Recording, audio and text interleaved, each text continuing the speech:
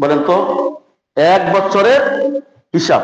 প্রত্যেকটা মুসলমান নাগরিক এবং পৃথিবীতে যত মানুষ আছে, শুধু মুসলিম নয়, সমস্ত মানুষের হিসাব এই শাবান মাসের মধ্যে আল্লাহ সুবহানাহু ওয়া তাআলার কাছে পৌঁছানো হয়, দেওয়া হয়। আয়েশা রাদিয়াল্লাহু তাআলা আনহা বলেন,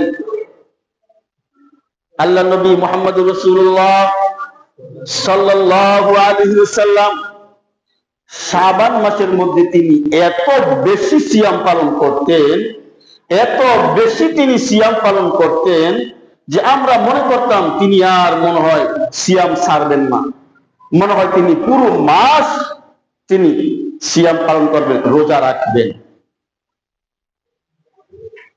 আয়েশা রাদিয়াল্লাহু তাআলা আনহা বলেন, রাসূলুল্লাহ সাল্লাল্লাহু আলাইহি ওয়াসাল্লাম শাবান মাস যখন চলে আসতো, তখন তিনি শাবানের প্রথম থেকে লইয়া একেবারে 15 থেকে 20 দিন অথবা রমজান আসার আগে কয়েকদিন আগে তিনি রোজা ছাড়তেন, মানে সিয়াম ছাড়তেন, তার আগে তিনি সিয়াম ছাড়তেন না।